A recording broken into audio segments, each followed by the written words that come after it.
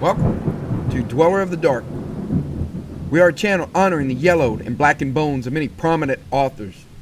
We will be digging up several obscure, strange, and forgotten authors who influenced many of the great horror, science fiction, and fantasy writers today. Comment below if you like. If you have authors that you'd like to see recognized, list them in the comments or contact our author page. Subscribe for more tales of the horrifying, obscure, strange, and forgotten. We'll have quite a collection climbing out of the tombs. If you like any of our tales, hit the like button below. You can find us at Facebook, Jeffrey LeBlanc Horror Writer, official website, jeffreyleblanc.com, on Amazon, and Twitter at Jeffrey J. LeBlanc. What the Moon Brings is a story by H.P. Lovecraft, written on June 5th, 1922. The story was first published in the National Amateur in May of 1923. It is shorter than most of Lovecraft's other short stories and is essentially a fragment. It's another of Lovecraft's dream stories. An unnamed narrator describes a surreal, dark dreamscape. The narrator wanders through his garden one night and in the moonlight sees strange and bizarre things. What are these strange and bizarre sights in the light of the moon? Will our hapless narrator recover from such visions of evil?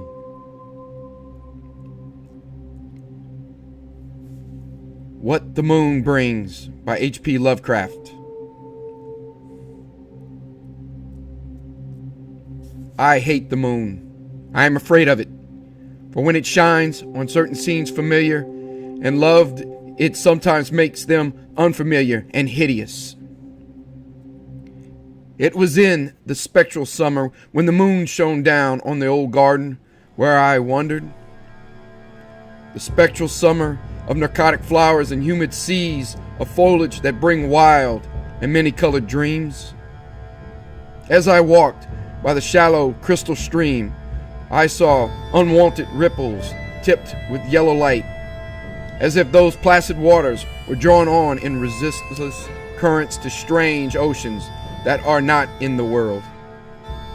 Silent and sparkling, bright and baleful, those moon-cursed waters hurried I knew not whither, whilst from the embowered banks white lotus blossoms fluttered one by one in the opiate night wind and dropped despairingly into the stream, swirling away horribly under the arched carven bridge, and staring back with the sinister resignation of calm, dead faces.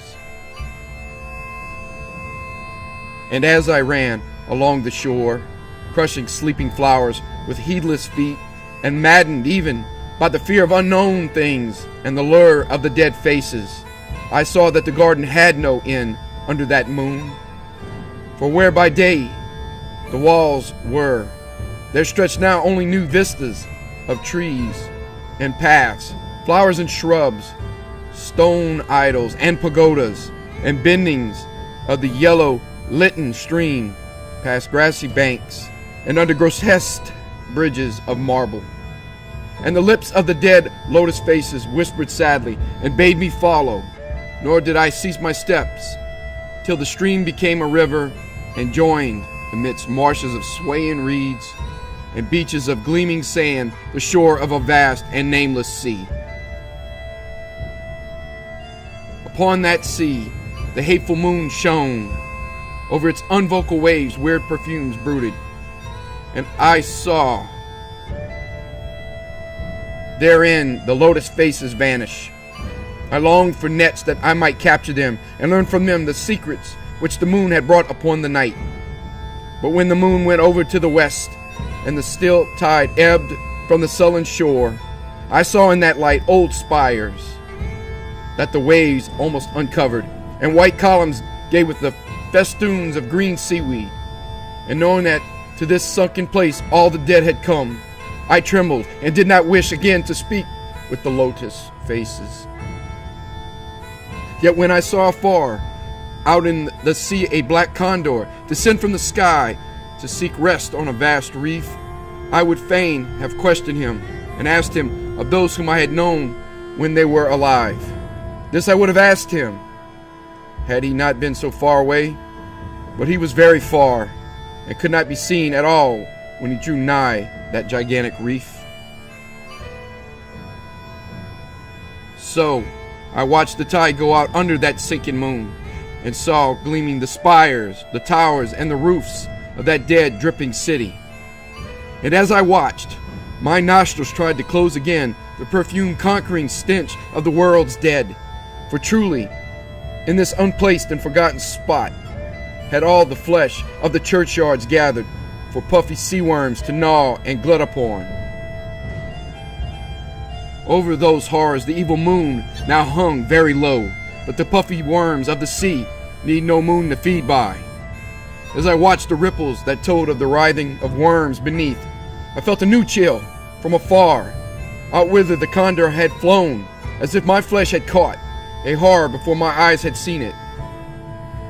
Nor had my flesh trembled without cause, for when I raised my eyes, I saw the waters had ebbed very low, shewing much of the vast reef, whose rim I had seen before.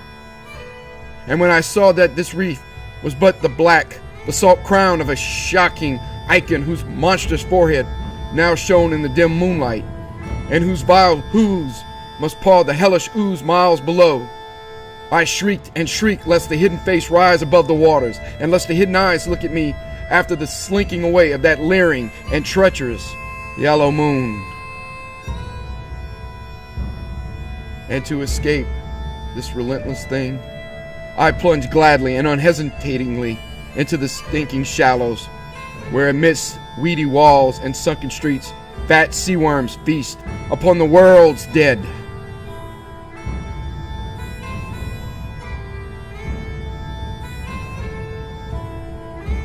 Thank you for listening. Good night.